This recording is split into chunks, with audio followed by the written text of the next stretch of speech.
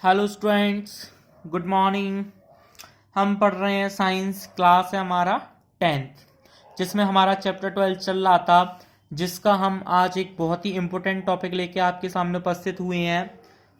ये वाला topic students, इसमें कुछ कंपोनेंट्स दे रखे हैं और उनके सिंबल्स दे रखे हैं। इस चीज़ को लेके कंटिन्यू 2 सालों से आपके एग्जाम में क्वेश्चन आ रहा है स्टूडेंट्स, तो इस चीज़ को समझना हमारे लिए बेहद ज़रूरी है और ये हमें आना भी चाहिए। अब जैसे देखते हैं, पहला कंपोनेंट है इलेक्ट्रिक सेल। इलेक्ट्रिक सेल का सिंबल कैसे होता है? इस तरीके से, एक जो पॉजिटिव टर्मिनल है उसको थोड़ा बड़ा रखेंगे और एक नेगेटिव टर्मिनल, एक पॉजिटिव और एक नेगेटिव। अब बैटरी और कॉम्बिनेशन ऑफ सेल्स, जैसे बैटरी का सिंबल आता है तो बैटरी का सिंबल बनाने के लिए क्या करोगे आप? जैसे ये एक सेल है, इसमें एक और सेल जोड़ दो, ठीक है। फिर ऐसे जैसे इनने ये जोड़ा है, फिर ऐसे ही तीसरा सेल जोड़ दो, तो ये क्या सेलों का जो कॉम्बिनेशन होता है उसी को हम क्या बोलते हैं स्टूडेंट्स? उसी को हम बोलते हैं बैटरी। तो बहुत सारे सेल बना के आप क्या 3 या 4, चाहे आप जितने चाहे उतने सेल बना के एक बैटरी बना सकते हैं। अब है प्लग की और स्विच ओपन। जैसे आप स्विच देखते हो, आप फैन चालू करने के लिए स्विच चालू करते हो, तो ये उसी की के लिए है। अब देखो, यदि फैन चालू है, प्लग की और स्विच क्लोज, अब यदि ओपन है मतलब खुला हुआ है, नहीं चल रहा, तब कैसे? ऐसे, मतलब ऐसे बनाना है और ब्रैकेट में कुछ नहीं आएगा। पर जब स्विच बंद है, चालू है मतलब फैन आपका स्विच काम, तब आपको क्या करना है? स्विच में बीच में एक पॉइंट बनाना है, ठीक है, कि मतलब कुंजी लगी हुई है, मतलब सर्किट पूरा कैसा है? बंद है। यदि आप सर्किट को एक जगह से तोड़ दोगे, मतलब मान लो अपने प्लग हटा दिया, तो क्या होगा? जो सर्किट है उसका जो फ्लो होने का जो रास्ता है उसमें थोड़ी रुकावट आ जाएगी, तो फ्लो नहीं होगा। पर जब कुंजी लगी हुई है तो कंटिन्यू क्या होता रहेगा? इलेक्ट्रिक करंट फ्लो होता रहेगा। अब आता है वायर ज्वाइंट, एक संधि तार। संधि तार में क्या होता है? जैसे आपने देखा होगा, जैसे लाइट फिटिंग जो होती है घर में, जैसे एक वायर इधर से आ रहा है, एक वायर इधर से आ रहा है, एक वायर इधर से आ रहा है, तो बीच में एक इस टाइप का एक बॉक्स बना रहता है। उस बॉक्स में क्या रहता है? ज्वाइंट रहता है। उसी हम क्या बोलते हैं स्टूडेंट? उसे हम बोलते हैं वायर ज्वाइंट। अब आता है वायर्स क्रॉसिंग विथआउट ज्वाइनिंग, मतलब बिना एक दूसरे के संपर्क में आए। वायरिंग क्रॉसिंग कैसी होती है? इस तरीके से स्टूडेंट। इलेक्ट्रिक बल्ब कैसा होता है? आप इस तरीके का बनाइए और फिर इस तरीके से। ओके स्टूडेंट, ये आसान रहेगा आपके लिए। Resistor of resistance. रेजिस्टेंस का किस तरीके का होता है? इस तरीके का। और वेरिएबल रेजिस्टेंस का किस तरीके का होता है स्टूडेंट? इस तरीके से बनाना और एक एरो लगाना है। अब आता है स्टूडेंट एमीटर। एमीटर क्या होता है?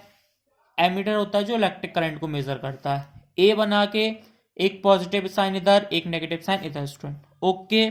वोल्ट मीटर के लिए एक पॉजिटिव साइन इधर, एक नेगेटिव इधर, बीच में वी। ये आपका वोल्ट मीटर। ये आपको बहुत अच्छे से तैयार करना है स्टूडेंट। अब आता है ओम्स लॉ। ओम्स लॉ क्या कहता है स्टूडेंट? ये भी बहुत इंपॉर्टेंट क्वेश्चन है। Ohm's law, Hence, there are relationship between the potential difference across a conductor and the current flowing it. क्या पोटेंशियल डिफरेंस और जो करंट फ्लो हो रहा है कंडक्टर के अंदर, क्या उसमें कोई रिलेशन होता है? Let us explore with an activity. इसके लिए कोई एक एक्टिविटी दे रखी है स्टूडेंट, ये दे रखी है। तो ये पूरी ओम के नियम से रिलेटेड है, पर हमारे पास सिर्फ एक क्वेश्चन आता है कि स्टेट ओम्स लॉ, तो उसकी हमें सिर्फ उसका स्टेटमेंट देना है। तो हम यहाँ से स्टार्ट करेंगे स्टूडेंट। इन 1827, 1827 में एक जर्मन फिजिसिस्ट थे, जियोर्ज सिमोन ओम नाम था उनका, और ये उनका पूरा दे रखा है कि कहाँ से कहाँ तक था उनका कार्यकाल। 1787 से, मतलब उनकी जन्म जब हुआ तब से लेकर डेथ तक का। Found out the relationship between the current I. उन्होंने क्या किस किस में संबंध निकाला? करंट आई में और flowing in a metallic wire and the potential difference I और बी में उनने रिलेशनशिप निकाला।